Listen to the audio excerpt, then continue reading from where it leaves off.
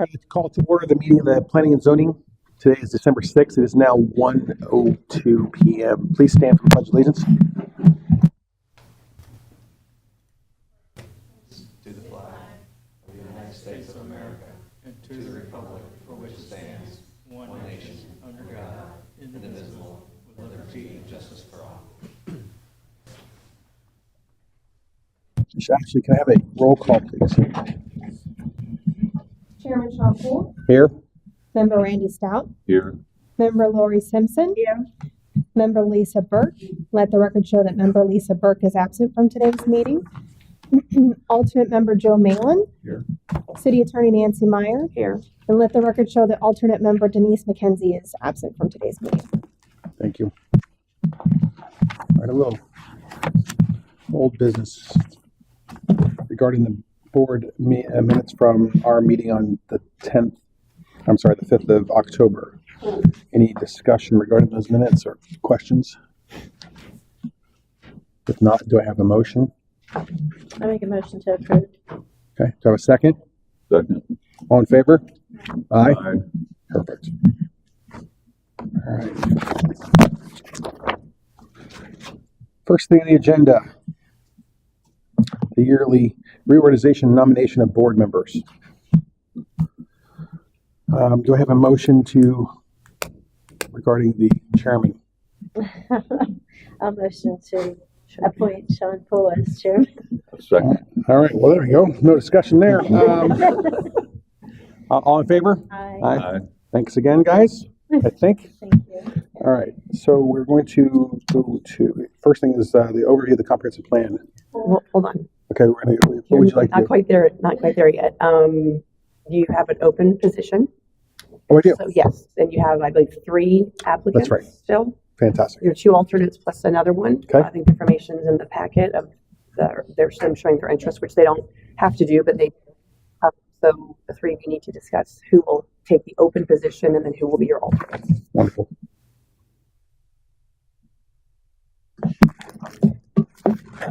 All right. So the alternates are Tom and who else? Or Jeff? It's Joe. Yeah, the alternates are Joe and Denise. Joe and Denise, right. And Mr. McDonald has also put his name in, not as an alternate, I don't believe, but as to fill the vacancy on the board. So they have 3 to choose from to fill the 1 vacancy on the board. Okay.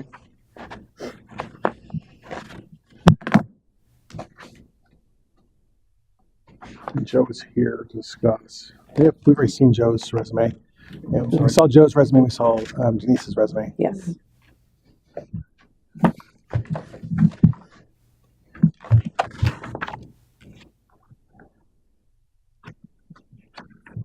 Any questions, everybody? Or suggestions? Lori? Is there a limit to the number of alternates or anything? We can just 2 alternates. 2 alternates, Sure. and we have 1 opening. Yes. Right. Okay, and we have 3 applicants. So we have 1 opening on the board currently, and then there will be space for 2 alternates at that point as well, correct? So you have 1 open position on the board. You have 2 current alternates. So if you move 1 alternate to the full, you'll have 1 open position on the alternate. Wonderful. Thoughts? I think we should vote for Joe. I'll make a motion to nominate Joe for a member. Okay. Joe Malin. In discussion or second? I'll second that. Okay. Motion. All right. Aye. Okay, so we'll move Joe to the board position, and then Ms. McKenzie will stay as an alternate, and then we have. Do we know, Mr. McDonald, I don't think is here, does he show an interest as an alternate or just the open board position? It was expressed to me as a member, so I don't know as far as alternate. I think at this point you have an open alternate position and let it be known to the folks out there that there's an opening, and if he shows interest in that, we can bring that back. Okay. I don't want to give him a position or Sure. have you guys give him a position he wasn't looking for, since his letter doesn't address an alternate, being an alternate. And forgive me, but I don't remember, had he met with us before? No, Okay. he was going to. Yeah, he's expressed, I believe council was aware, as well as his interest in joining the board. But as far as I know, as far as alternates go, I don't know. So that I can reach out to him if he's interested in becoming an alternate member. Sure. I will relay that message to you guys. Okay. He's supposed to be coming, so you may be able to ask him when he gets here. Wonderful. We can always circle back around that. All right. And just as a reminder, this position for Joe will go in front of council, so it'll be on a council item. It won't be for this council meeting. It'll be for the first one in January. So Sean and Joe, if you don't mind coming, I'll send a reminder for that so you can present in front of council. Perfect. All right. Any other business I'm missing? No. Okay. No. Fantastic. All right. Now you're on track. All right. Now I'm on track. Okay. So we're going to overview of the comprehensive plan. So I'm assuming we're going to turn that over to the young lady sitting there. Glad it wasn't me. Huh? Glad it wasn't me. Also, Good afternoon, everybody. My name is Tammy Veranda with Veranda Consulting, and I provide on-call planning services to the city, and I've been doing that since about 2012. This is for you. Thank to go you. back and forth here. Well, Okay, that's always important. Sure, I'm going to say a little bit. So just to introduce myself, I'm an urban planner. I work with Verona Consulting out of Safety Harbor. I have done planning in Pasco County for a long time. I actually grew up in West Pasco. My first job was with the county. I've written 4 comprehensive plans for 4 cities in the county, including way back in the 90s for the city of Port Richey's comp plan, so a few cycles ago. So, yeah, so that's pretty much it now. I don't have a way to click forward, so. Have to keep talking. Yeah, I guess I can. I have all these slides, so. But anyway, so in Florida, as you probably all know, that the state mandates that local governments adopt a comprehensive plan. So counties and cities all must adopt and maintain a comprehensive plan, which requires regular updates. So typically about every 7 years, there's an evaluation process where you go through. It used to be a more extensive process where you got the community together and you did visioning, and then that informed the update of your comp plan. Now it's a more simplified process of just making sure that your comp plan is still in compliance with state statutes. So we hear all the time about different things that are adopted at the legislative level. And then we go through and make sure that we're still in alignment with that comprehensive plan. So here, I can, let me look at my slides, that'll help me. Or maybe we can just, can I just press the button maybe?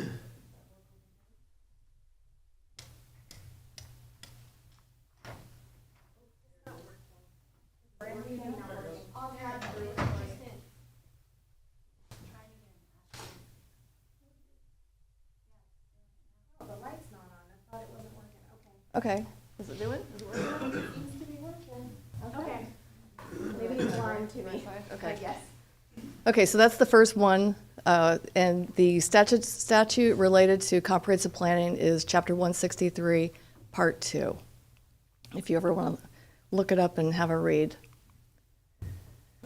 So the Chapter 163 sets forth the requirements and the procedures for comprehensive planning that all local governments need to apply to their comprehensive plans, and also for plan amendments. The plans are intended to be the growth management, long-range growth management document for the community. It also sets forth requirements for public facility concurrency, so to make sure that you have adequate public services and infrastructure to continuously serve your population. It provides for coordination with other local governments and regional and state governments. And then importantly, and as we'll hit on a couple of times, it involves public participation. So the comprehensive plan is a written long-range plan. It articulates the community's shared vision for the future.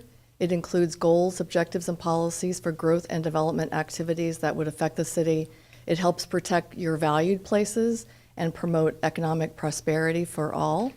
And it's carried out through your city zoning, your land development regulations, your infrastructure budgeting, and a variety of other tools that the community has for implementing the comprehensive plan. So in a nutshell, the purposes of comprehensive plan are multifaceted. Aside from community development and housing, in creating livable communities that are served by essential facilities and services and that provide for a range of housing at different affordability levels for everyone. It also looks at sustainable development, so making sure that you have resources that you enjoy today will continue to be here for future generations, that you're managing land, you're providing adequate infrastructure, environmental protection, that public facilities, public health and safety are attended to, and then of course economic development, and then engaging the community to articulate what that means here in Port Richey. So the comprehensive plan includes certain required chapters, and those are listed to the left. Conservation and coastal management in the city of Port Richey have been joined into one element. And each one of those chapters of the comp plan includes data and analysis that looks at what the existing conditions are, what the projected conditions would be, and then from that you can understand what the needs are that should be addressed in the comprehensive plan. And from needs, I mean not only things that would be deficiencies, but also things that you aspire and we need to address in the comprehensive plan to accomplish those. And then from there, you develop goals, objectives, and policies. And some key policies in the comp plan include your future land use map, which I'm sure that you work with on a regular basis, the future year transportation maps, which look at collectors and arterials, you know, how many lanes, those sort of things that you say, well, this is what we envision to help us move around over the next 10 to 15 years. And then there's a 5-year schedule of capital improvements. And that's a little different than your capital improvements plan in that this is specifically for those facilities that you need to be able to maintain your level of service standards. So if it looks as though you need to do some upgrades to a water treatment plant because you're growing, that's something that would be appropriate to put in this plan, because the state would look to see, oh, you have a deficiency in year 2035. What's the community doing to fund to make sure that that's not a deficiency when you actually need those facilities in place?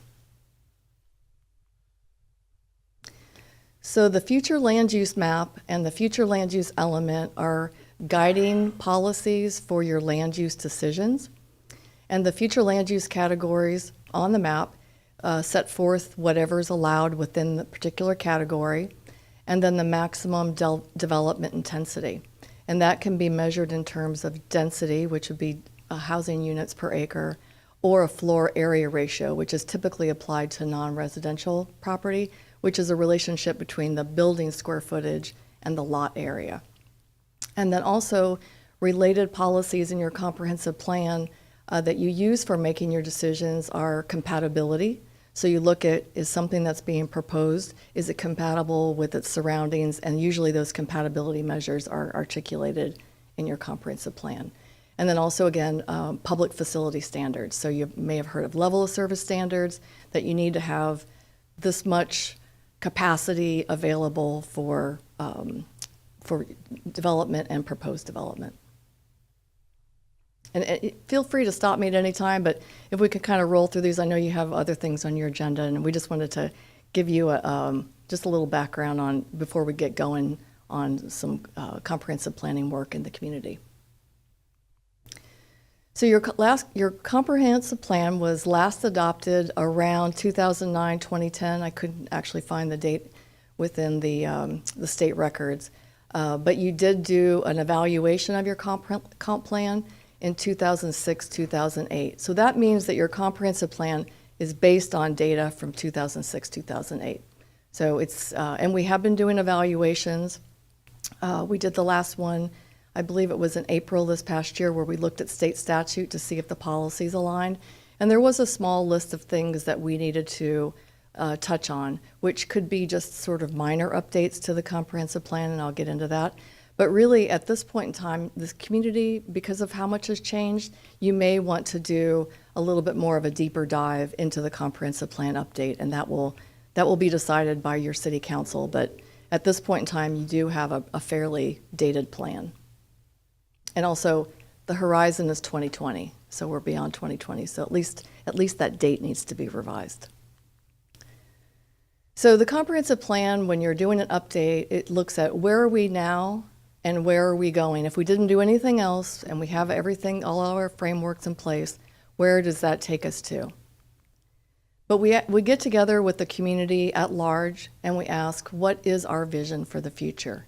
You know, what do we want to be? Maybe it's just where the way you are right now. Maybe there's pieces of the community that you have maybe different ideas on now. We don't know until we actually ask those questions and we get people to be involved. But then when the big question is, how do we get there? So once that vision's established, how do we get there? And then I gave it a name. It could possibly change, but Plan Port Richey 2035. So that's the beginning document for making your community dreams come true.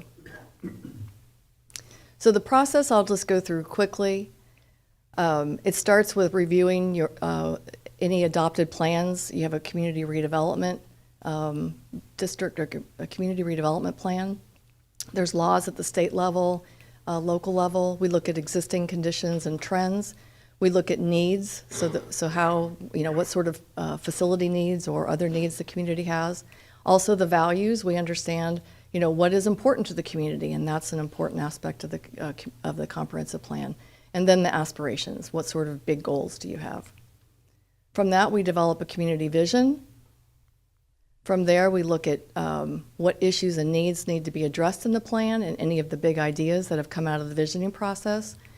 And these plan pillars are just sort of summaries of, you know, you want to think about a livable built environment, a healthy, equitable community. You want to be in harmony with nature. You want to have a resilient local economy.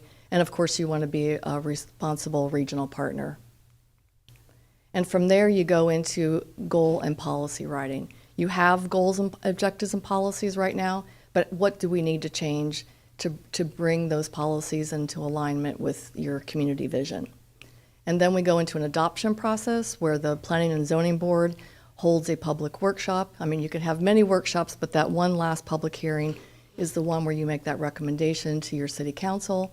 And then the city council has 2 public hearings, a first reading and a second reading. And then once it's adopted, the state reviews it, all the reviewing agencies do. And then you can go about implementing your new comprehensive plan or pieces of it. Doesn't all have to be done at the same time. So the role of the Planning and Zoning Board, or you also have a comprehensive land use committee. So we'll have to make a determination as to which one is going to lead this process. But typically the state looks at a local planning agency, which it looks like both of those entities have responsibilities under that local planning agency moniker. So they would draft the comp plan and amendment process with the help of staff.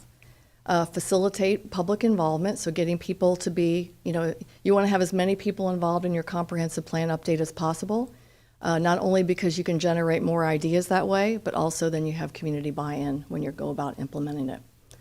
You make your recommendations to council as to what should be adopted, you monitor and evaluate the plan over time, and then you go about implementing the plan, which includes reviewing development proposals that you have for consistency with the comprehensive plan, and also any plan-specified code changes. So the comprehensive plan is not meant to be a zoning code or a land development code. If there are things in there that the comp plan says the city should regulate development in such a way, you have 1 year from when the date of your update to be able to develop land development regulations that implement that. There's a fair amount in your comp plan right now that really is better served to be in the land development code. So we'll look at some of those things and how we can move those over, just because this is supposed to be a lofty, long-range, visionary type of plan and not necessarily a land development code. So you want to keep that as clean as possible. Again, engaging with the whole community so that you get different perspectives, and you can also find out what your shared values are. Very important. And these are just some questions that we ask when we go out to the community. You know, what creates quality of life? What does quality of life mean here in Port Richey? And now these examples are from other cities, so I'm just throwing them there. So what creates quality of life? This is what another city indicated. Next, we say, what are the issues or challenges that face your city? In this city, you can see what their big issue was, traffic, which probably is pretty common to most communities. And then finally, what should we aspire to? What should we preserve, attract, include, become? And these are some things that a community wanted to see.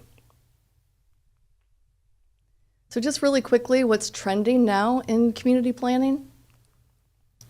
Sustainability and climate resilience. You may be aware that the city just developed a vulnerability analysis looking at the impacts of sea level rise and climate change on the community through, I believe, year 2070. So that is something that is very important to coastal communities in Florida to make sure that as we plan, we are understanding how we can work with and accommodate water, because water is a very important facet. Second, there's a concept called 15-minute cities. So can you, and you're largely I wouldn't say a built-out city, I would say you're a redevelopment city. You know, are there pieces within your community that could become more mixed use so that someone could conceivably park their car on the weekend and not have to get back in it over the course of time? So you don't have to have a car for every single destination. We're still going to need to have cars until we have a different kind of transit available to us, but we can start to create nodes within the community that could function in this way for those folks who enjoy that kind of lifestyle. The Live Local Act is something that was adopted by the legislature this past session. And what it does is, and maybe you've heard of this, it actually preempts your zoning and allows multifamily development to be developed on any commercial, industrial, or mixed-use zoning category. The density that would be applied to those developments would be the maximum that you allow within the city, and the height would be whatever the maximum height is within 1 mile of that proposed development. One thing that you can do as a community is you can have multifamily design standards that apply to multifamily. So if you did want to be able to regulate something that came in, because there's no process for these. They don't require rezoning. They do require site plan review, but it's pretty much whatever is allowed per density and height within your existing zoning code. Redevelopment, this is a picture from a long time ago that I had, and that's the Gulfview Square Mall. Spent many, many hours in that mall and as a child. So redevelopment, as I mentioned, you are in a redevelopment type of a mode in the city. Form-based codes are codes that look at where you want buildings, and don't look at the heights of these buildings, but just look more like the streetscape. So this is where the code says, this is what we want, this is where we want the building to be placed, this is what we want the public realm to look like, versus don't build there, don't build setback here. You know, it's more of a tell us what you want as opposed to tell us what you don't want, and then let the developer just figure it out. And the city of Zephyr Hills has adopted form-based code for their downtown, their Gall Boulevard corridor, and I don't know if the city of Newport Richey may have some sort of hybrid arrangement there, but it's very big in St. Petersburg. City of Bradenton has a citywide form-based code. Complete streets, so we're looking at how can streets be designed to better accommodate people, not necessarily just people in cars, but walking, biking, transit riders, and cars, and freight. Vision Zero, there is a serious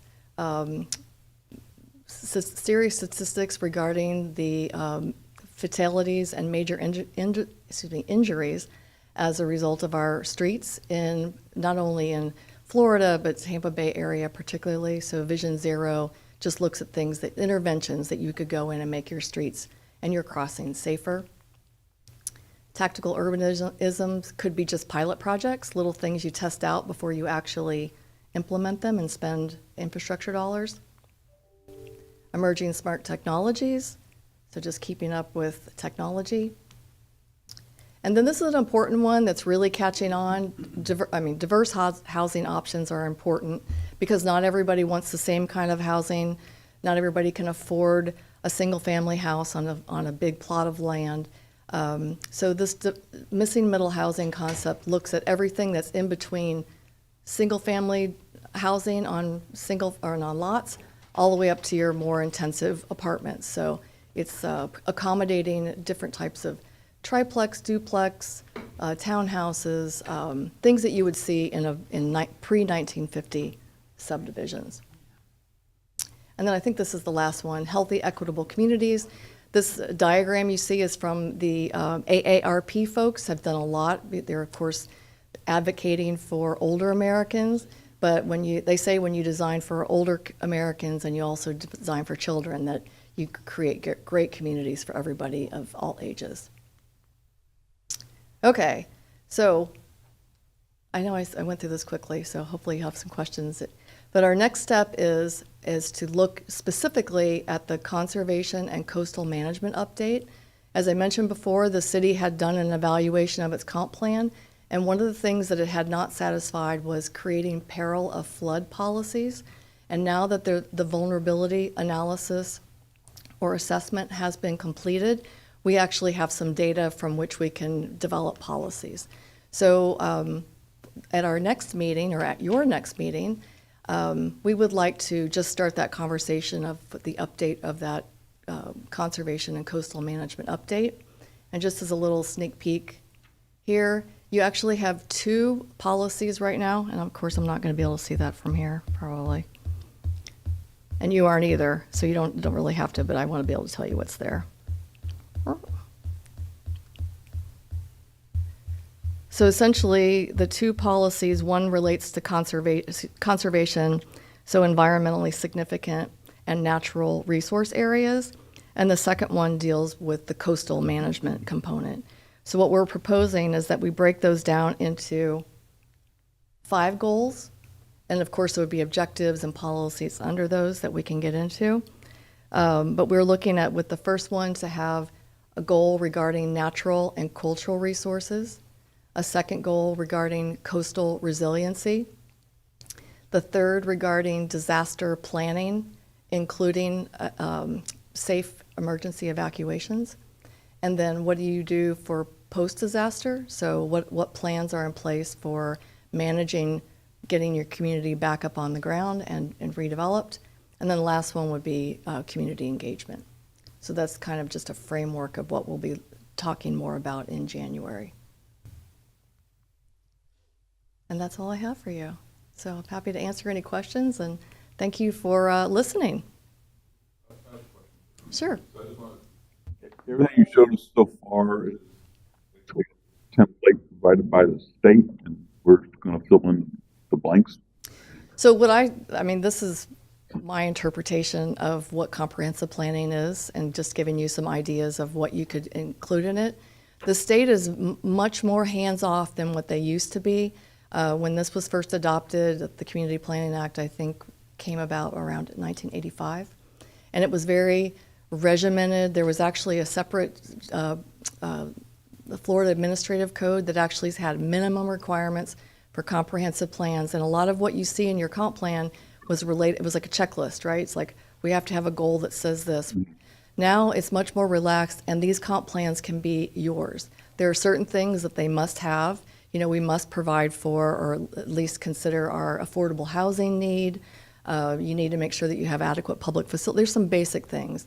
But really, this opportunity that state, by stepping back, they have allowed the communities to really show their personalities within these comprehensive plans. So right now, there isn't a huge requirement for the city to do a full-on revamp of their comprehensive plan. I think we can just touch on a few of those things that were brought up in our last evaluation, which I can share that letter with you. And I pulled it up today, but I think you've got the one on letterhead that we can just share with them.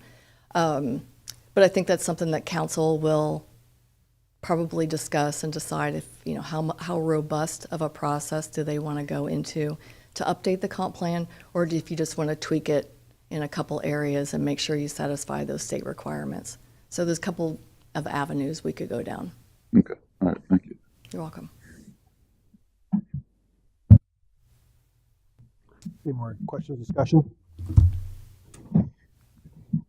Why do you know if this was going to be the time that we're going to discuss possible goals or no? Well, I mean, I think we'll have time to get into those goals. But the next thing that we're going to be looking at is the coastal or conservation and coastal management element. So if you want to be starting to think about goals for that, and those goals might end up being an objective under, it's just an organization, but whatever ideas that you have, I say bring them to the meeting next time. Okay. And let's just start a discussion, a conversation. So it was just the more in-depth conversation starting next month. Yep. Fantastic. Anything else we need to do with her? Wonderful. Thank you very much. You're welcome. Thank you. And I'll. Okay, moving right along. To discuss 8301 Congress. Miss Nancy. Okay. As you probably remember, back in October, we had a presentation regarding the Congress Street and whether there was interest in amending the city's code and the A1 district to allow for recreational vehicle, resort, park, whatever terms you want to put on that. At that meeting, the individuals interested in actually doing this project mentioned there was a number of things they were going to want to do on the property. So staff asked for them to provide that information to staff so they could start looking at that. And if there were multiple things that appear to be addressed by the code, let's try to do it at once versus letting step by step. It takes 5 years to ever get anywhere. So they provided the information. We have in your packet today. Very lawyerly letter from me saying this is not committing anything by anybody. This doesn't mean you're getting what you're asking for. This is just an overview based on what was provided, and this doesn't mean anything to anybody really. But here's what they plan to put on the property. And it looks like, and you can see from the chart, it looks like from everything that they're thinking about putting on the property, they obviously would need a code change for the A1 district, which is what brought this to light initially. So that still would have to go to council, which I actually brought a proposed ordinance today for us to talk about in a minute. So that's moving forward. The request for floating cabins may need a code revision. There just needs to be more information provided to the building department to make that determination. Everything else looks like it wouldn't require any kind of code changes. There's just applicable, rules and laws and internal policy have to be followed to move forward. The point, if the committee is still interested in moving forward with the amendment to the A1 district for the recreational vehicle park, I think we're set to do that. There's nothing else I don't think that we really need to address code-wise at this point. In your packet that I asked actually to give you guys a copy of a proposed ordinance, so it should just be at your seat. And you can see it's not a completed proposed ordinance, but it gives you the meat and potatoes of it. And you can see one change to the ordinance, which is on the first page at the very bottom in red. Subsection B, there's number 8, recreational vehicle park. So I don't know if you want it worded differently. I don't know if you want more that captures what was. But that's essentially all I, at this point, am planning to take to City Council with your recommendation to move forward. Okay. And I do believe Mr. Todd is here. I don't know if he wants to speak on the matter again. If you had any questions for me, that's all. Wonderful. Any discussion from the board members? Yeah, I have a question, and I apologize if you discussed it last meeting, but why isn't it considered just a change to something that would allow an RV park instead of changing what's allowed in the agriculture? If I remember correctly, there's nothing within the city's code code. doesn't have anything. Any kind of, Is there somewhere I read in here says there's a mobile home zone or something Then that would allow that? this would not allow for recreational vehicle park. right. A law like that. There's no existing zone that specifically says RV Right, parks. that's correct. I got you. It's kind of like MP1, MPH1, and which we don't allow in the city anymore anyway. So so it's a different thing. Different animal. Your idea is Nice and easy, but it didn't work.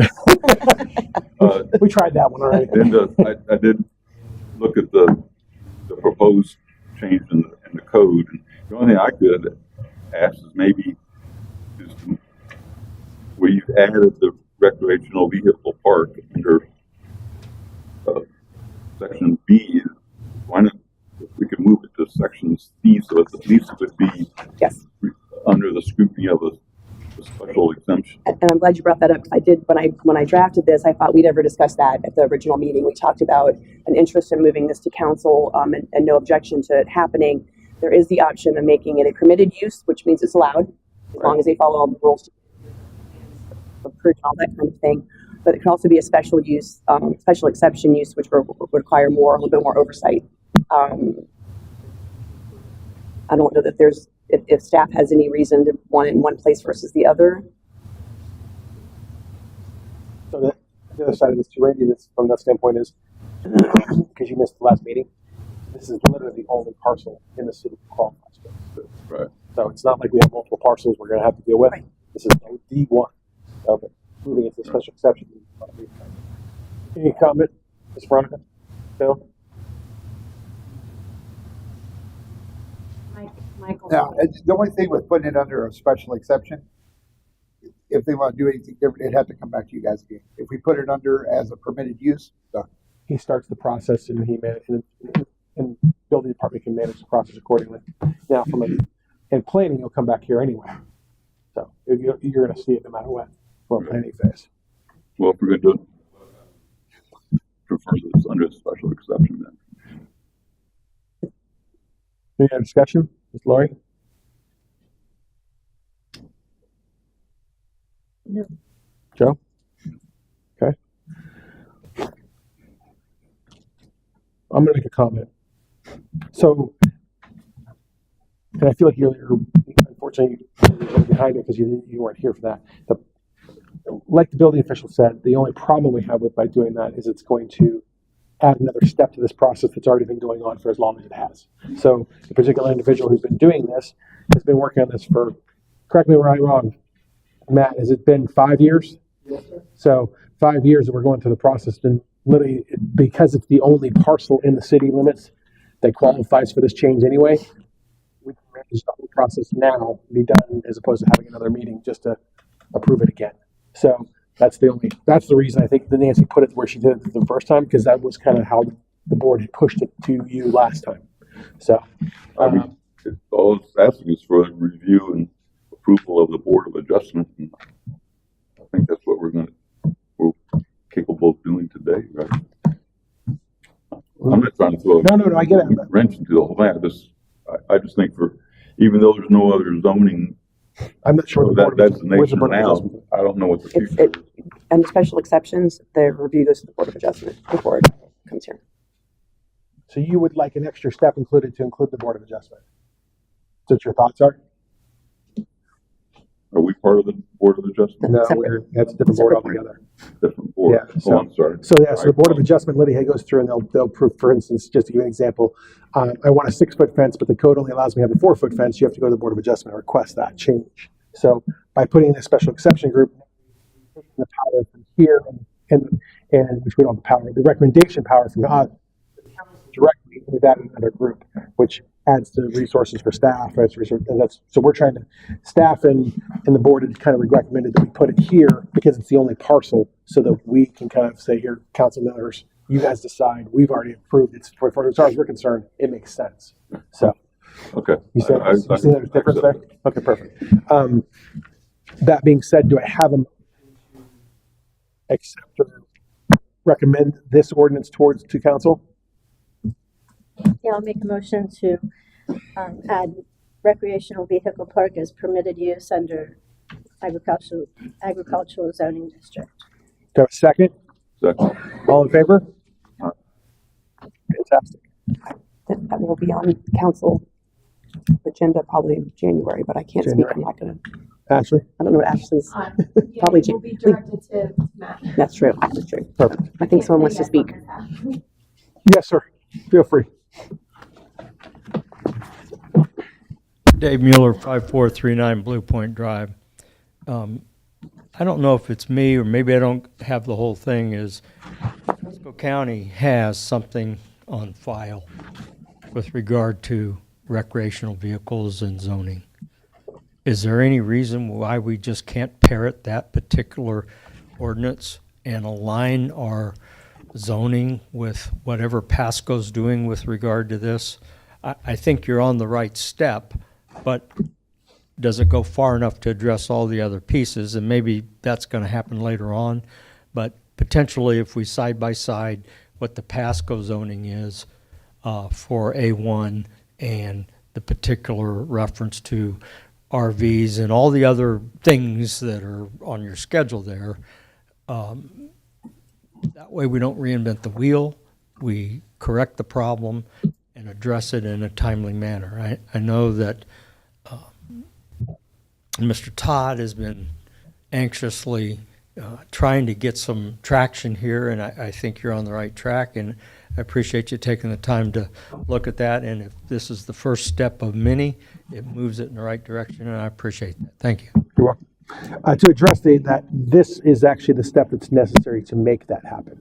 So that will address that, move it right to council. Council will be able to make that recommendation, whether or not they want to accept that, and at which point then he will be able to proceed and actually go directly to the building department and start that process. Planning is a different animal. He'll have to come back to planning once he has his, which I know he has numerous site drawings and everything else from before, so that will be it'll be a much faster process than this particular one he's gone through. So, all right. Mr. Anthony, anything on that? Okay, perfect. Discussion of vehicle truck parking in yards. This was one of the list of items that when we first met back whenever that was now, I can't even remember, when we made the initial list of codes that you wanted to look at. This was one of them. So I provided a copy of the city's code as well as some codes for some see what they have in their codes regarding the parking.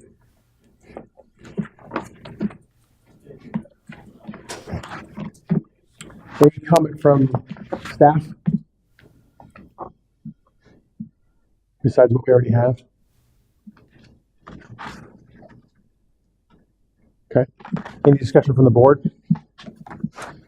Yes, I know this was mentioned a couple of years back, and from when I was going and talking to people in our neighborhood, I think like 30% of the people would have to move if they couldn't park in their yard. I mean, it's not ideal, but we don't have any street parking in our city. I think it would be a real hardship for a lot of people if they weren't able to park in their yards. Although it wouldn't be my first choice.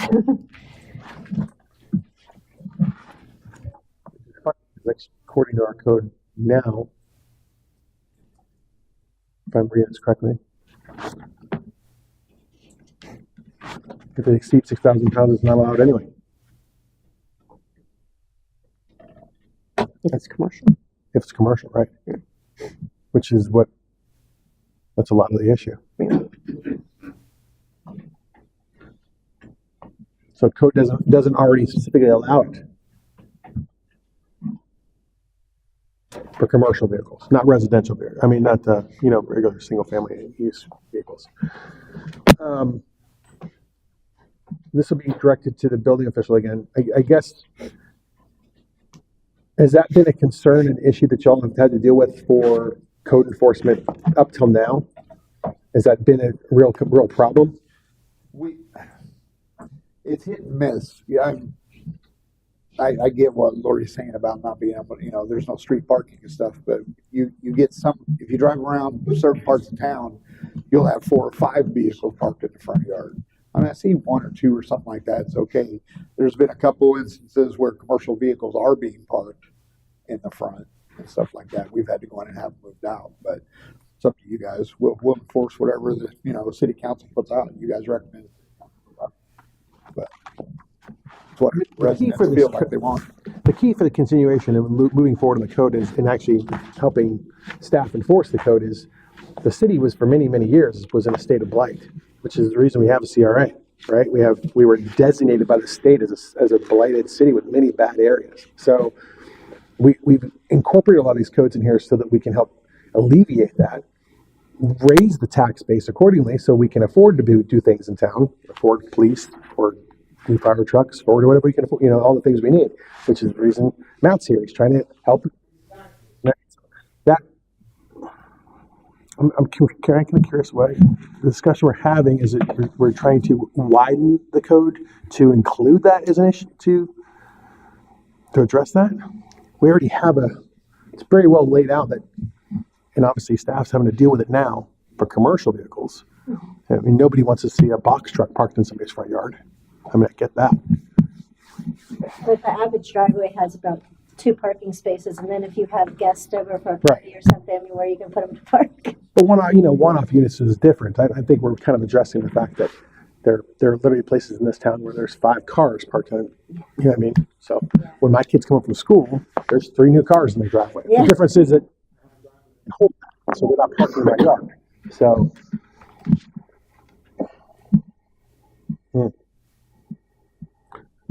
I'd love to hear from public if there's any questions. Or Mr. Hoover, you wrote your name down there. I'm assuming you have a conversation here. You'd like to have a conversation with us? So, John Eric Hoover, 8703 Green Street. I signed up general comments, so we'll hit that later.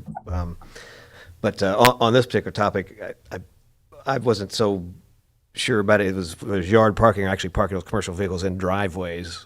I don't think we allow them in driveways currently. Is that correct? So, from my perspective, and I hear Lori state, people do have to make a living, and then sometimes they drive commercial vehicles. I don't necessarily think it's a great idea to have it parked in yards, but if you have the driveway space, I think that's something we could probably look at it being a little more lenient on, in our driveways. So that'd be the comment I had. Okay. Thanks.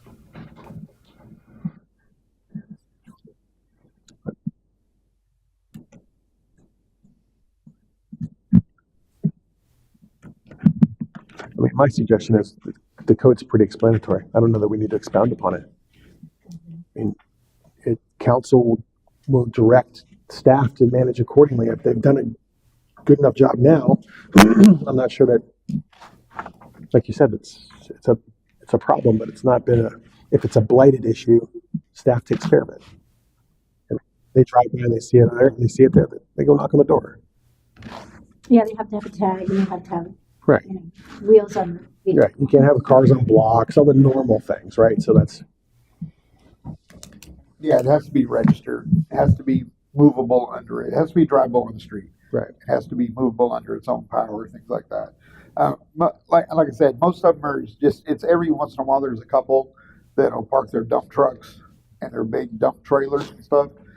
The F-250s, F-350s, 450s, those don't exceed the 6,000 pound limit. Right. So, but you do end up with some that'll end up with 3 or 4 of the same type vehicles in the yard and driveway. So it just looks tacky. So I think that's why it was brought up to begin with. I mean, other than on the 6,000 pounds, doesn't really, 1 or 2 here and there is not that bad. Okay.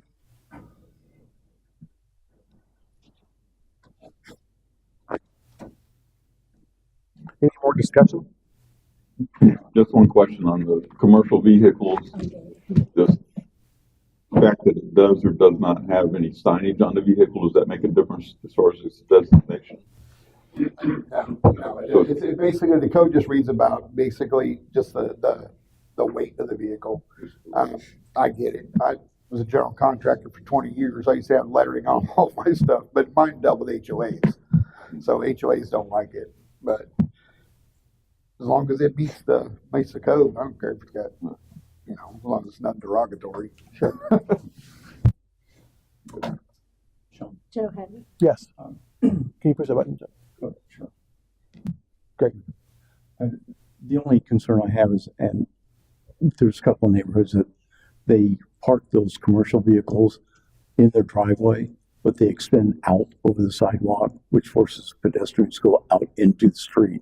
So as long as it is in the driveway and it's not the sidewalk and forcing pedestrians in the street, I think there's not a problem with that. And that's a safety issue at that point. So then, of course, staff will deal with it accordingly. So that's wonderful. At those, you just pick up the phone and make a phone call, calls the city and say, here's the issue. And they can have a polite conversation with them and they comply. If they don't comply, then we move the vehicle accordingly. Okay, That'd be a problem even for personal use. sure. Right. Ms. Stacy, there's no, Nope. If there's no desire to make any changes, then we can check it off our list. and we will let the council know there's no changes that have been recommended. Any other questions or concerns, guys? All right, let's move on. Discussion of boat parking in residential areas. This is just the next item on the list that the board wanted to discuss. So I again provided the city's code regarding boat parking, excuse me, and then some other city's codes so you can see what they do. And you'll notice our code is really the same version that you saw in the last section. It's kind of mixed together. But it very has about parking on page 5 of 24 or page 123. Looks like 6 lines. Yeah.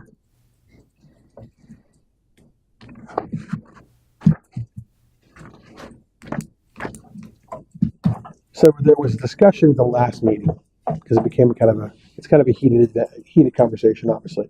That some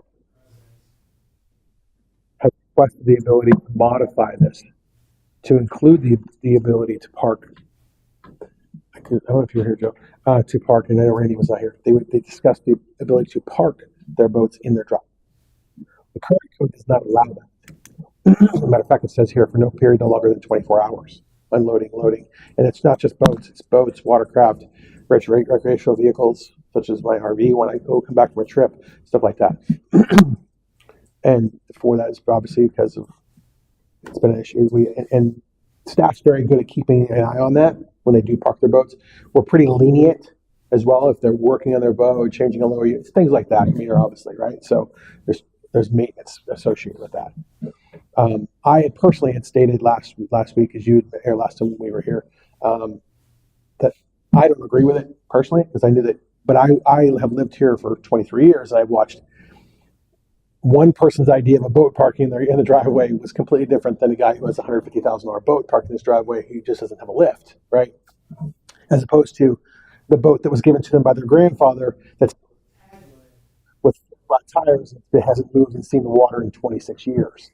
So, and that's been a real issue in the city. There's one boat, pretty much, I think there's one boat, and I know we all know which one it is, and I think we're finally. So that's where we are, and that's why we're having this conversation now, because some of the residents have requested that.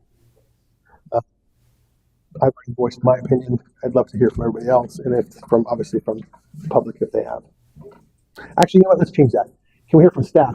Is there concerns from staff regarding modifying that?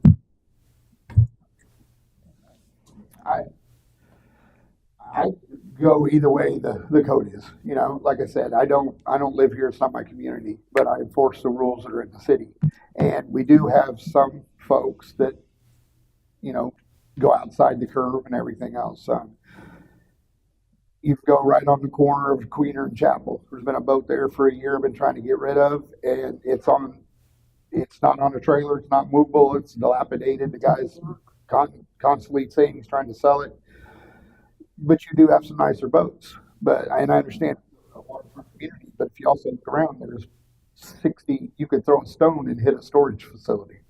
So, you know, there are storage facilities around town that these things can be done. A lot of the properties that we have here aren't deep lots. So if you are putting it to the back of the property, you don't have as much room in the front yard to do it in the front.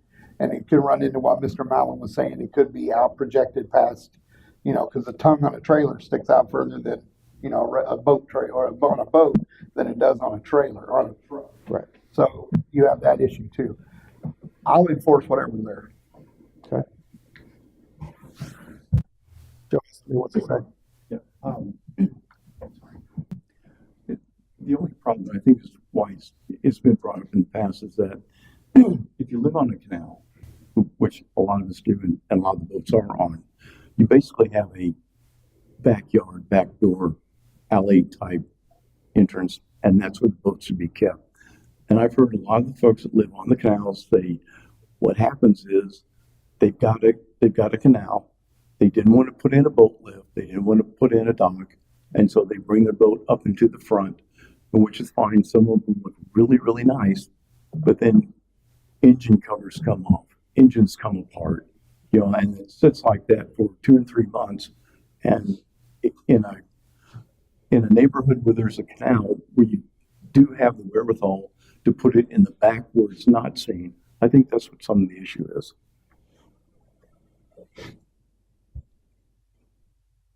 Ms. Lori? Yeah, I'd like to see us leave being a blighted area, and I don't think we have a choice with the cars, but the boats we do. So I tend to think it's best to just be able to keep it behind your house on a trailer, but not out in front.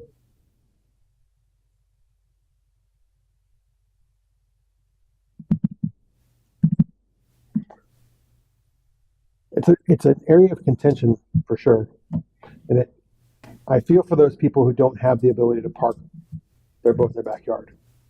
I mean, I understand. My concern, and just because of what I do for a living, my concern is what it can do to property values. So if you think about any community, waterfront communities, for instance, we've modified so much in the 23 years I've been selling real estate in this town. It's modified. I mean, I remember when my mother-in-law bought her place on Miller Bayou, it was $99,000. You can't buy a house on Miller Bayou for less than $600,000 now, and they knock them down. So because we've modified and changed the blight and got rid of so many things, we've modified how things are. And our community has become something that's very, very desirable, what people want to live in. They want to come here for that particular reason. I drove through yesterday and was looking at $2 million houses in Tarpon Springs, and I drove through a neighborhood just like you're talking about, where the back part of the neighborhood was amazing. But the front of it, because of the way the code is in Tarpon Springs, there were boats parked everywhere in their front drivers and us, and the client got out of the car and said, let's go. I'm not paying $2 million to live here. And that's my concern. We've changed and modified so much of what we've done to increase our tax base, to give us the things that we all asked for. I think by reverting our code back to allow something like that, to me, just doesn't seem to make sense. And honestly, the other side of it is, like you said, there's a boat storage facility on every corner almost, it feels like. And if you can afford to live in the community such as this, with the luxuries of this, then you should have no problem paying the $100 a month to park your boat somewhere. And we're in the process of adding I think there's another boat, high and dry going in, we have all sorts of things available to our residents from that standpoint. So my personal contention is leave the code as it is. If it's maybe modify the part about how long they can be parked in a driveway. 24 hours seems unreasonable, especially if you're there for the weekend, a long weekend in particular. That's a tough one.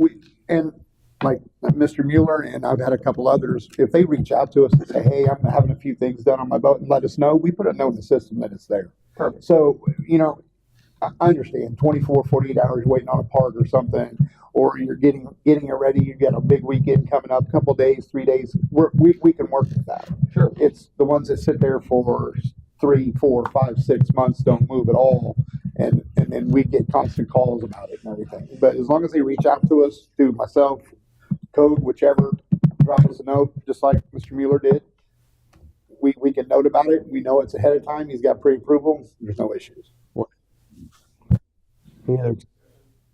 Yes, please. John Eric Hoover, 8703 Green Street. Just want to touch on a couple things. One, there was a survey that was put out on Facebook, and I want to share those results in case you guys didn't see those. There was 3 options. 1, I don't agree that we should allow boats to be stored in front driveways. 2, I agree that they should be allowed to park boats in the front driveway. And then 3, backyard parking only. The ones that we should allow, and again, obviously these votes aren't necessarily vetted or whatever, but it was specifically say, hey, you need to live in a city to vote in this. That carried 59%. For the majority. The second place on that would have been 33% that they should stay on the side, and then I think it was 7%, 7% in the backyard. When I made comments before, this issue, I think it's obvious that a good portion of residents want some change here in this particular area. When we talk about blight and looking at, if you drive down the street and it's on 4 flat tires on a trailer, these are the type of things we should be looking to keep out. Somebody who has a nice tagged boat that the engine's not tore apart, it's covered. I think we could write the code in a way to where we can allow some latitude here that you do keep your boat up and you can keep it in your driveway. Again, not in the yard. The way the code is now, you can actually have that blight issue on the side of your house. So there's really not much difference between the side of the house and your front yard, other than it's maybe a little more visible. But I think the code needs to be looked at as a way to allow this under certain circumstances, and that's one, you keep it up, it has to stay covered. It can't be a tarp from Harbor Freight that's all tattered from the wind. It has to be a custom cover, maybe a canvas cover. I think we can write code in a way to make sure that we keep these things looking nice, because at the end of the day, it really doesn't hurt property values because you can haul it out. It's not like a permanent fixture to the structure. So I don't think if we open that up and we put restrictions behind it to keep that in a good way, it's not like we're going to have, the next day we do this, we're going to have everybody's yard's going to have a boat in it. Obviously, there's an investment, and absolutely we put some teeth behind it to make sure that you keep it up. And then again, that opens opportunity that we can also, people are paying, you say the $100 a month to keep that.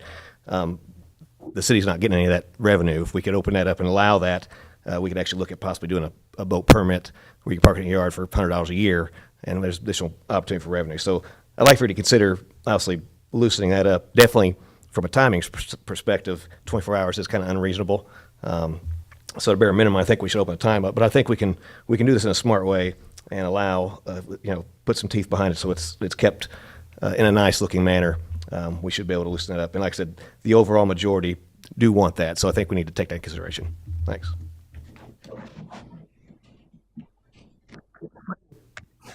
Mr. Hoover just said, it's funny to me that I never thought of that. Oh, does the city own property? Do we have vacant property that we're not utilizing? That we could look at even a city-owned for resident-owned facility? I mean, it's not and it's a little strange to think about it, but I wonder if the city would monetize. Mr. Nealon. City's got a DDMA site, Dave Mueller, 5439 Blue Point Drive, that's full of dirt. I've been advocating, hey, we need to follow through and get that done. What started was a dredge site to park dirt. That dirt needs to go away. There's a piece of property right there that could be utilized as boat parking. But my concern on this is twofold. One, this is a boating community, and we need to have some kind of workaround for the residents to be able to utilize it and enjoy their boat. One, a boat pays taxes to register the boat. Two, it pays taxes or licenses in regard to licensing the trailer. So that's two things, and I just renewed my license. I'm December baby, so I get the benefit of all my tags come due in December. But essentially, the 24-hour, that is kind of a tight margin. If that could be loosened up, that would be a good thing. And like the building official said, I have some painting going on and some pressure washing going on. And I actually have room on the side of my house to park a trailer or a boat. But I need to move it forward so that they can get back there with their equipment and do what they need to do. Not everybody in this town has that luxury. The way it was built, very tight measurements between homes and the older structures. I think we need to be able to come together as a community and figure out a solution that, one, doesn't detract from the community, but on the same token allows some latitude that individuals can enjoy this area, because they're here because they probably want a boat. They want access to the water and that. And, with our mudflat canals, you not necessarily can get out 100% of the time, and you have to run down to the ramp. So with that regard, I would like to see some change there that would allow an opportunity for residents to, have some latitude between how they use and parking. Thank you.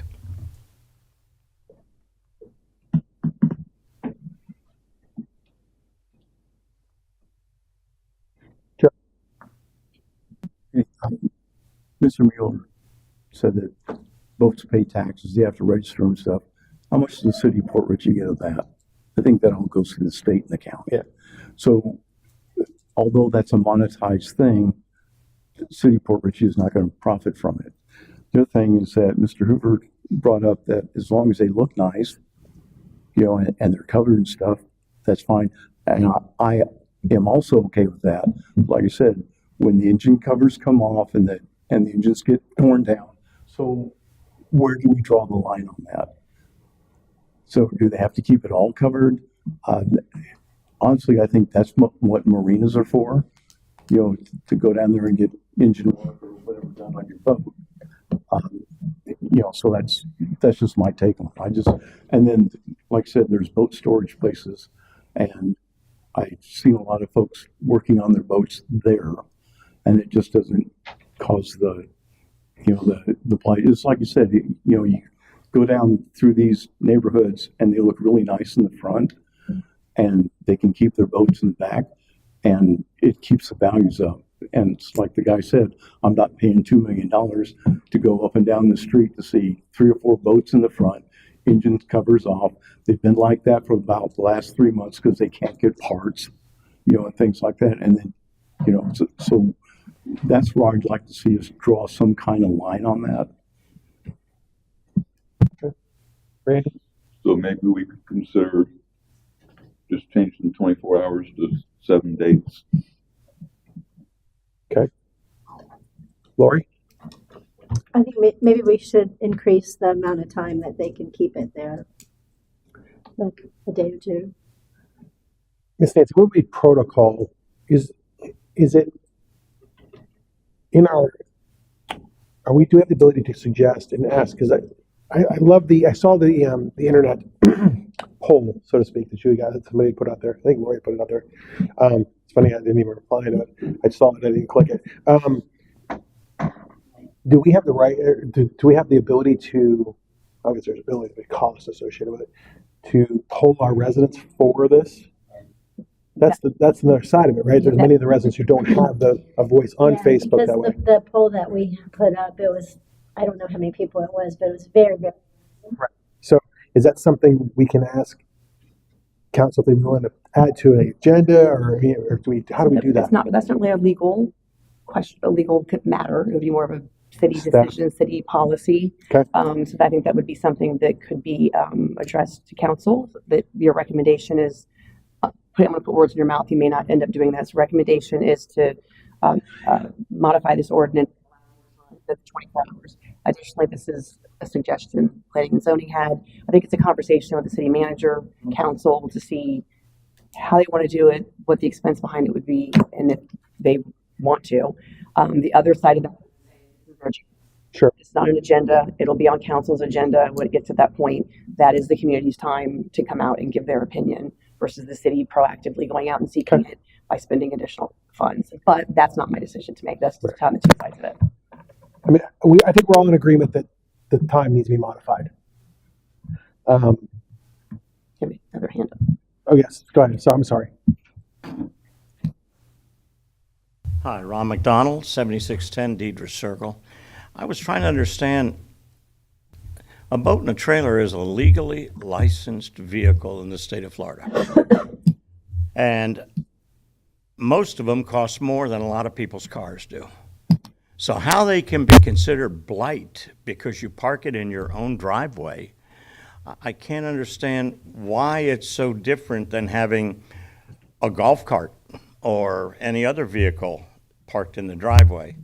For a lot of people in this community, we've got a number of one-car garages and small areas, and trying to have somebody take a boat that might weigh 4,000 pounds and park it on grass next to their house doesn't seem to me to be a big improvement over leaving it on the concrete pad in the front where they have access to it.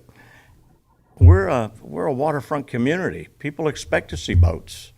And if it wasn't licensed, if it didn't have a tag, I can understand. Then same thing with a vehicle that is not operable like we've heard. But it just seems a little egregious to try and punish people for making that investment in a big boat and then telling them they can't keep it in their own driveway. My thought.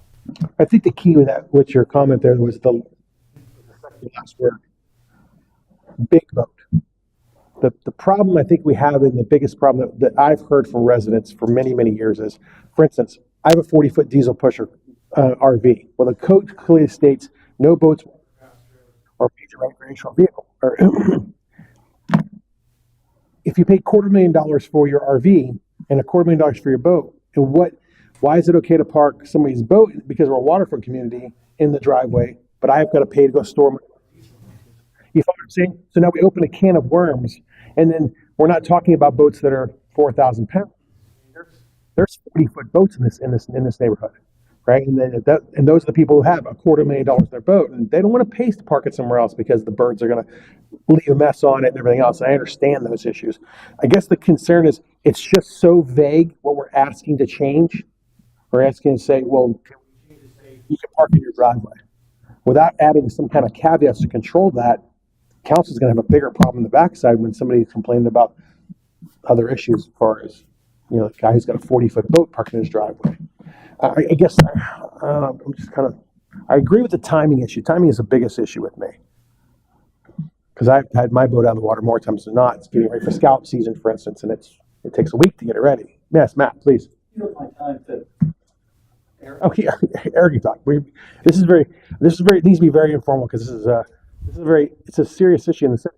Yeah, and I just want to make sure that, because it's already been up here, it's okay. But so, timing obviously is a big issue. Mm-hmm. But what I want to point out is when if you say you increase that to 7 days, in reality, you're going to have bingo going on across the city.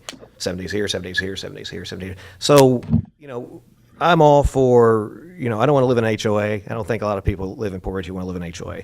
We need to look at what is our intent. If our intent is to keep the neighborhood in good-looking shape, what can we do, the least amount of restrictions to accomplish that intent? And I think that's what gets lost in a lot of the code that gets put out. The intent is to not have, crappy boats in view. In reality, by keeping on the side, we still have that. We don't have anything about cars, and you can have a real piece of junk car that's got license that looks a lot worse than a boat in a driveway, and that's okay. And so it's really a double standard. For some reason, there's a stigma about watercraft, and like you said, there's extremes. A 40-foot boat probably shouldn't be parked in a residential neighborhood, but 30-foot, 32-foot and lower. As long as it's kept up nice, like I said, covered, there really is no reason why we can't loosen that up. Again, I want you guys to focus on intent, and that's what I do from where I'm at. What are we trying to do? What is the least restrictive way we can do that? Because at the end of the day, I bought property here. I bought in a waterfront community. When I drive down through this waterfront community, I expect to see watercraft.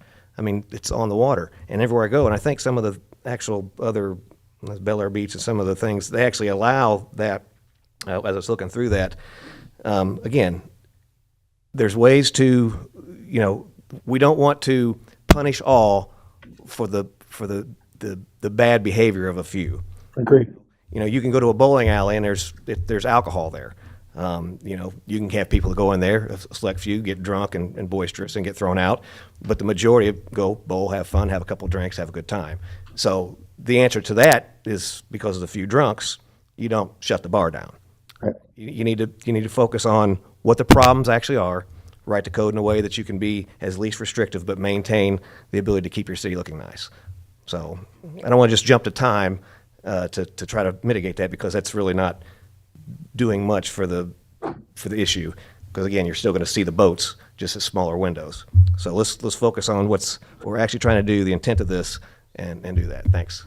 So the nice thing I've seen from watching the city grow over time is, and gentrification is a very real thing in general, so is a lot of the blight has gone away due to the fact that those people have sold their properties and moved on anyway. So, and somebody who can afford to spend $600,000 to live on Miller Bayou is not going to have a $25 boat. I mean, it's just not the case. You're 100% correct there. I guess I almost want to table it. Can't really table it. There's nothing to the table. There's not really tabling it. You can bring it back for further discussion at another time. I just think there's so many. The biggest one that we're dealing with right now, and Mr. Neal, I'll be right with you, is the time is the first one. We all agree that's not the way it comes right currently needs to be modified to time. I've heard 48 hours. I've heard 7 days. I mean, I agree with Mr. Hoover. I think 7 days is a bit. That would make staff a nightmare. Just to interject, we're only talking about boats, but the entire code has RVs and everything. So we're addressing all of this, not Right. just one specific piece, right? Okay. Could we put it on the next meeting that we're gonna discuss this and publish that publicly, that any concerned citizens could come to that meeting? I would like to hear from. Well, we've done it twice, Yeah, right? we've done it. We've done it twice. It was on, We're not hearing anybody that has a boat and just explaining how this is gonna be a big hardship, but we leave it the same that it is, or if we change it, or that's what I would like to hear. You know, right now, I'm not hearing any compelling reason to change anything unless somebody could convince me otherwise with a real life situation. the agenda is published beforehand. And so the meeting's noticed and the agenda goes out. So anyone that looks at it will know that this was, I mean, it doesn't say much. It just says discussion of, there's nothing more specific than that. Can we make a suggestion for the time and then come back to review the rest of it after the fact? Yes. Okay. If things that you're still thinking, are some of the comments you've heard, if you want me to find other cities or other examples that may be specific about whether it's the time frame or the covering of the boat. You know that I personally would think would be wonderful for us to see is utilizing, for instance, Mr. Hoover said something about like for Bel Air Beach and stuff like that. Can we see what they're doing as far as how they're managing that process? So they're allowing it. What caveats are they putting in that case? Because I think if we blanket it and say, all right, cool, let's just do it, we open ourselves up to a variable storm. So What I would suggest we do then is move it to the next agenda. Okay. I'll try to find some specific examples from other cities. My next question would be, do you want it to focus just on boats and watercraft? yes, Or do you want absolutely. to look at the major recreational equipment? Me personally, I think we'd have to modify the recreational vehicles. I mean, If they happen to be together and what I find, I'll bring them all to you, but I Sure. think the focus is the I mean, boat. boats is obviously we're a waterfront community. That's what seems to be the focus and what people are interested in hearing about. So I would suggest we do that. Any thoughts from the rest of everybody else? I mean, if Bel Air Beach is allowing it. Right. I mean, it's. I mean, I'd like to that see. wording, how it's worded. I'd like to see how it's worded. Correct. Yeah. So, Okay, Joe, deal. ready? That'd be okay. All right. Let's table that for now. It's just such an issue that I think we need more data. All right, moving on. Number 7, discussion of boat awnings. Boy, this is a good one. This may kind of go This right. may be better than the boats themselves. This may, So, well, as you can see, there's not much in here because Yeah. I can find one city that had something that talked about coverage of their boat docks. But this may kind of go with what you just asked me to do, because you're kind of, one of the things that was discussed was some kind of coverage of the boat if it is in the front drive. So that might kind of go together. But of course, that's up to you guys to tell me that. Okay, can staff ask what page you're on? great question. The 180, well, the cover page is 186.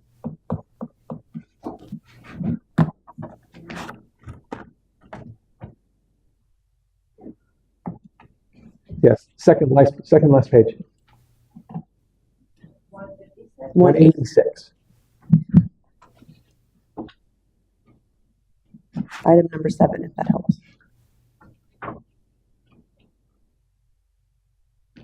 So Dunedin is the one we have to look at. It's the only one I could find. So Pasco County, I know that's been a real issue with Pasco County.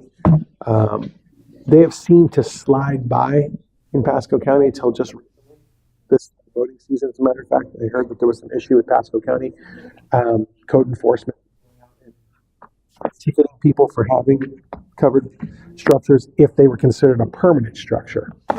So there's a workaround. And the only reason I know is because I have a couple of clients that had them, where literally there was a company based out of Clearwater or something like that comes up with a temporary structure, like a floods kind of style, that literally and you sign an agreement that during a storm, that company's responsible for the storm, remove the covering, and after the storm passes, they take the covering and put it back on. It's very interesting. I'm not sure if they did it during the last storm. I'd be curious to find out if that actually happened. I can actually call a friend of mine who actually had one. But I know he paid them a yearly fee to help because it was canvas. Those are the only ones that passed as far as Pasco County was concerned, because they were considered permanent structures, and they had to look a certain way and all this to pass. I know that from personally living on the water and dealing with a lot of people who live on the water and everything else, I've heard a lot of people say that they would love to have it because we do have a lot of money invested in our boats. But I've also heard from quite a few residents who were not boat owners but wanted to buy to live on the water, that said, I don't want it in my backyard because it's going to block my view. So. Can staff mention Absolutely. something? I don't see it in the agenda, but we have a section, section 10-279, that covers the boat shelters and the boat slips. Where's what page you on? It's in our Muni code. Yeah. Oh, it's Muni code. And I'll read it to you. It says, letter A is all boathouses and boat shelters are prohibited within the corporate city limits. And B is boat slips may not extend into a building, lot, or property more than 22 feet and shall be set back 25 feet from adjacent side property lines and shall not be wider than 15 feet between retaining walls. So, and the section again is 10-279, boat shelters and boat slips. So currently we don't allow it. So currently, boathouses and boat shelters are prohibited. So that would be, but I saw in the agenda, it's the city of Dunedin's code. Yeah. Yeah. But I just wanted to let I you didn't, know. thank you. I didn't Yeah. see it in our code when I looked for it. Well, I know it's been brought to us before. People have asked them to modify the code to include that. I didn't know that we actually didn't allow it at all. I know that I spoke with a former building official about putting one on mine. And he was like, "You can't do that, in the city." Okay, fine. I was done. Conversation was over. The city council had discussed that once before too. Okay. That did come up. Yeah, I asked that it be brought up. It's a very viable conversation to have because I've heard it from multiple people. I'd love to have a cover. $130,000 on a boat. You have to have it waxed twice a year just to be able to keep the sun from beating on it. I understand it. And they do it in other communities south of here. The last time that they addressed it, from what I remember, a lot of people in favor of it, but there was litigation going on up in Hudson. There's a lot of them. And they look great. And I thought it would be great here, but since there was litigation going on, have been taken down, but nothing's been taken down now. And I just saw one that went up in Newport Richey on the river. So I'm wondering, if the laws have changed and if they worked it out. And I think it would be, I know there's a lot of desire for it. So Mount Lachey was another municipality that has them. They actually allowed them. Who it is? Mount Lachey, south of Fort Myers area down there. One of the little island communities. Yes, sir.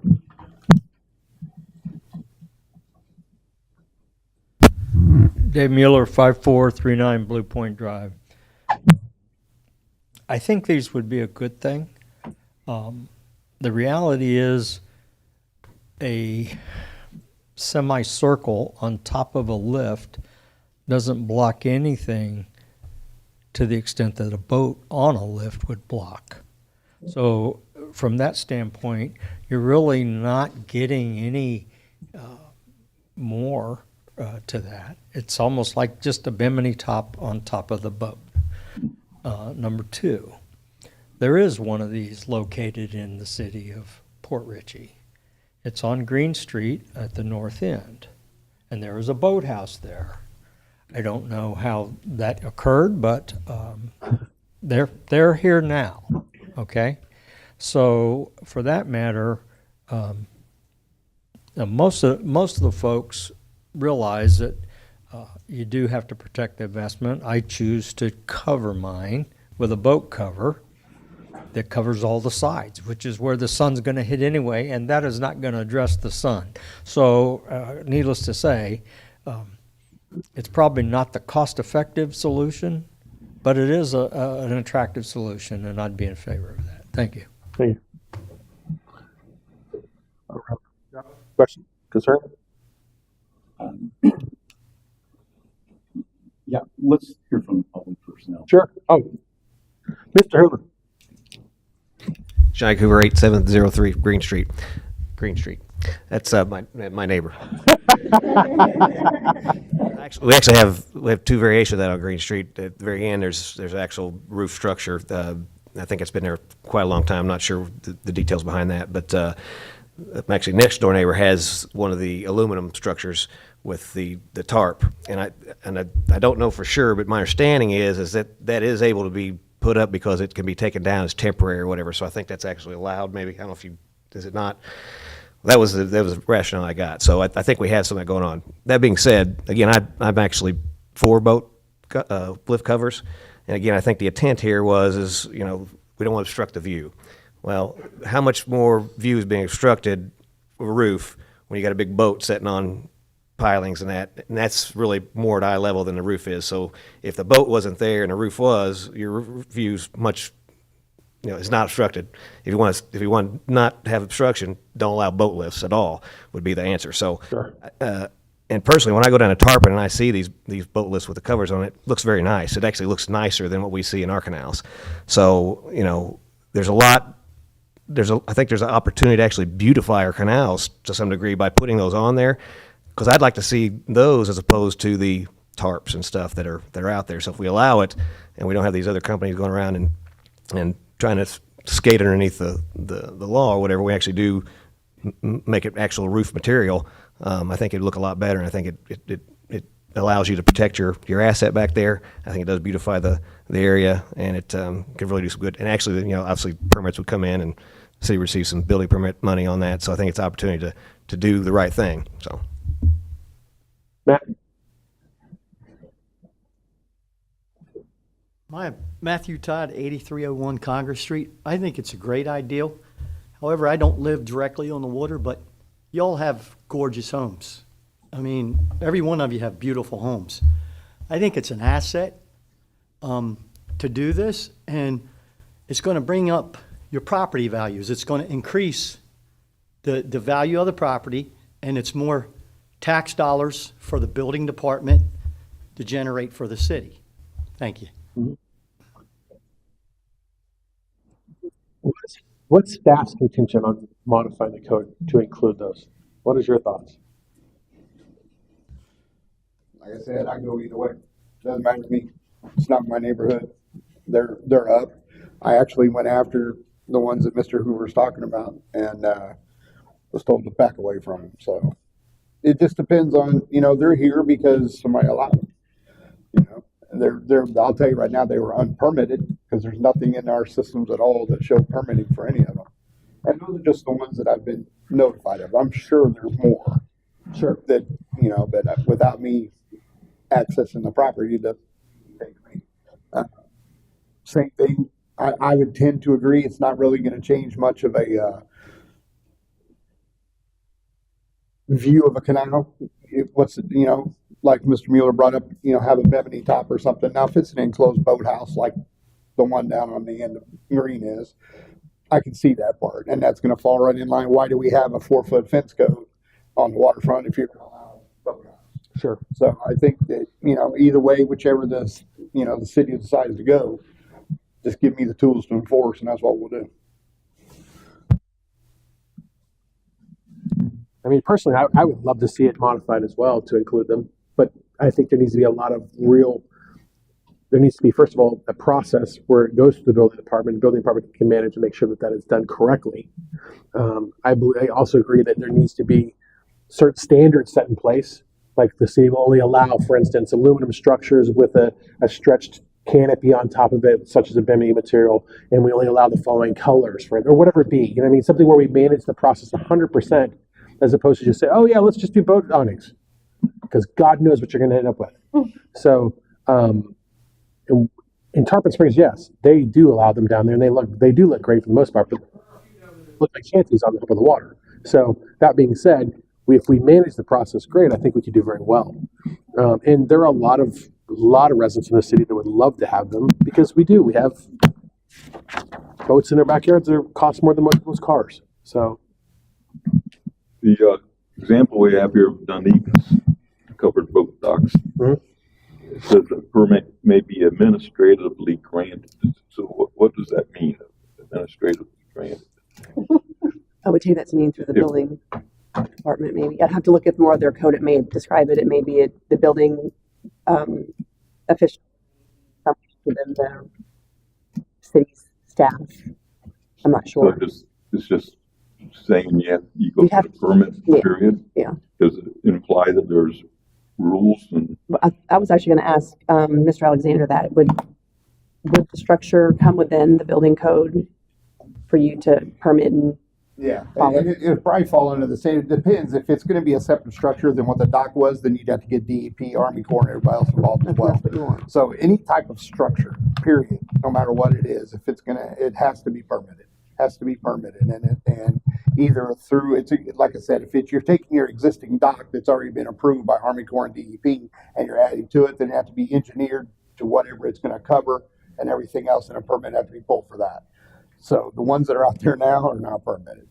And I don't know if the one that's in question we talked on Green was even passed through Army Corps or DEP. So those are now the wording administratively. I don't know what their terminology for that be, but a permit, anything structural, electrical, plumbing, mechanical has to be permitted. If we adopted this Dunedin versus this thing, then is it up to the building department to? We wouldn't use their make all exact the rules? language because we don't even know what they mean by their language. So we wouldn't use their exact language, but it kind of just give you an idea of what another city did. But if it was something you were interested in, I would work with Mr. Alexander to make sure we incorporated the correct language of where do you go for the permit? What standards do you have to follow? So it'd be very clear. What he just said would be clear by reading it, that the steps that We would have the rules Yes. to it. Yeah, we would make sure it needs to be permitted, or even if the other that's known.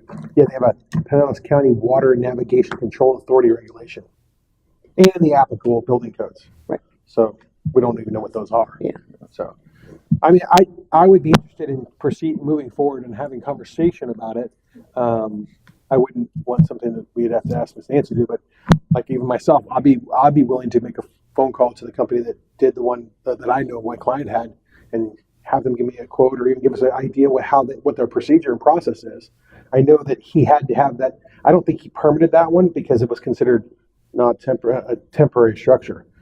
I don't agree with temporary structures. I think we need to have something, if we're going to do it, it needs to be something that falls under the building department's control so they can help manage the process. Well, under the Florida Building Code, temporary structures require permits as well. Perfect. So, however, local ordinances can circumvent that in their own way. Well, I would personally rather see it something that is still managed by staff so that we have conformity, and more importantly, if God forbid the next storm comes along, it's not tearing off and going through somebody's house. So if it was built to code and the company and they used an authorized contractor or did it correctly and passed inspection, that's a different animal, and you can deal with your insurance company after the fact. So From what I remember, the way they were getting around it in Hudson was it had to be removable. I never heard anything about the company having to come out and take it down, but for a storm, the homeowner had to take it down. Okay. But removable was the key word. That's correct. It has to be beach house there in Hudson, and she has an awning, and it's gorgeous over her boat. But when there's a hurricane coming, she's got to go down there, and it's got to be taken down. Even though it meets the wind code, but for safety reasons, they have to remove them. And that's like a day and a half process to just remove it. So there are stipulations, and I'm looking at Masco's code, but I don't see anything. So I'm curious. I can reach out to them and find out, get a little bit more information as to how Masco's allowing it. But she's up in Hudson too, and her beach house out there, so she has it. And I did hear rumblings of this late boat season this year that code enforcement was out there writing tickets like crazy, but nothing ever was ever enforced. Like here's a violation, come talk to us afterwards, and then it just went away. But they were literally driving up and down canals trying to find out who had done it. Joe. Yeah, sorry. I agree with you. My concern was that if they're other than fabric, bimini type tops, then what building code are they going to go by? As we see rising temperatures, hurricanes are getting worse, sea levels getting higher. Are we going to go by Miami-Dade standard codes? Because I'm like you, I watch, the aftermath and all the videos of this stuff, and it seems that everything that has damage, it lifts off, goes about a half block, and drops it on someone's house, their car, their boat, whatever. And so that's the only concern I have. 150-pound tarp can probably do some damage, but it's not going to be, it's not going to be a piece of metal roof or something like that. It's going to come in through your window or take half your roof out, stuff like that. So yeah, I'd like to see this with a further discussion, but I also want to know, how it's going to be enforced. And then the other thing that I've spoken with some of the code enforcement folks is that we need to be able to have code enforcement go up and check these things and make sure that they are up to code. So there's no more sagging docks and things like that. So I would ask our city council to consider that if they are granted a permit to do these, that they also are going to allow our city inspectors to go onto their property to properly inspect these to make sure that 3 years down the line, there's not cracks and splits in the wood structures or broken welds on the metal structures, things like that, that will lift off and will damage someone else's property. And this all comes back to the same thing. I don't want to have to pay for someone else's stuff hitting the house, and they shouldn't have to pay for mine. And then with all this, insurance rates go up. I mean, there's a lot more to it than just how pretty is it and, will you save your boat?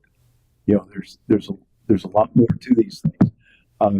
The other thing is that most, not all folks will pull their boats out of the water and take them somewhere else. So it's not like, I don't know if you ever watched some of the stuff down in like Fort Myers and some of the other ones, the boats come up, 3 blocks away, and that should have been down the harbor somewhere.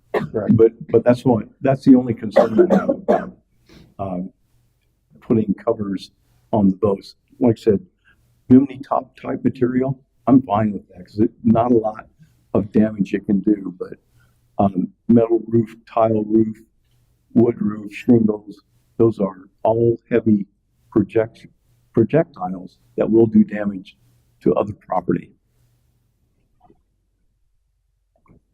My suggestion is we table it till the next meeting, and then if we could have a couple members of the board be willing to get some more information, I will personally be happy to do it as well for my property. Lori, you can probably call your friend for hers. Perfect. So we'll get at least 2 of us or 3 of us to do that, and then we can reconvene and discuss it. I think we're all in agreement, though. We'd want it to be regulated 100% by staff. That seems to be the main consensus. So let's table that one as well, because I know from my personal experience that everybody I've spoke to in the city is all for it and wants to know why they can't. I'm like, well, you can't because code says you can't. So, I mean, if we can work out where it works the favor of everybody, that's all right. That would be the end of our agenda for today. Any old business to discuss? Yes, sir. He's not old business. John Cooper, 8703 Green Street. This is an old business. There was missing from the agenda general public comment in the beginning, so I Okay. kind of reverting back to that. So I apologize. My general comment was I wanted to point out, because if you had looked at the digital copy of the agenda, they actually spent a lot of time actually putting that into a table of comments format where you can actually navigate very easily between all the sections. Done a great job on that. I've actually committed to her going forward. I'm going to run the council meetings.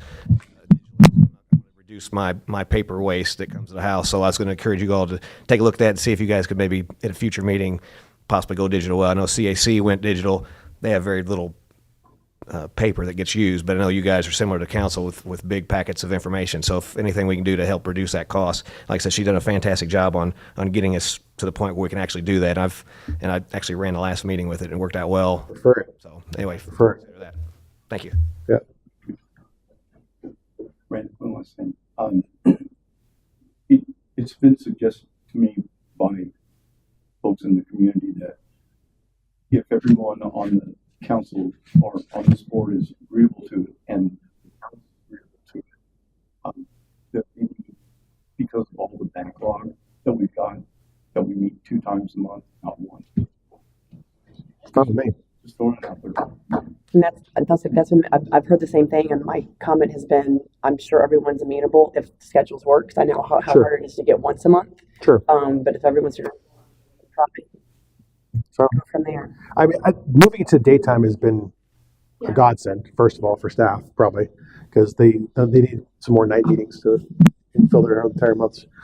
So I'm okay with that, absolutely, because we do have quite a bit of work to do. It's been a long time coming. Okay, if there are business, yes, ma'am. One other thing quickly, I promise.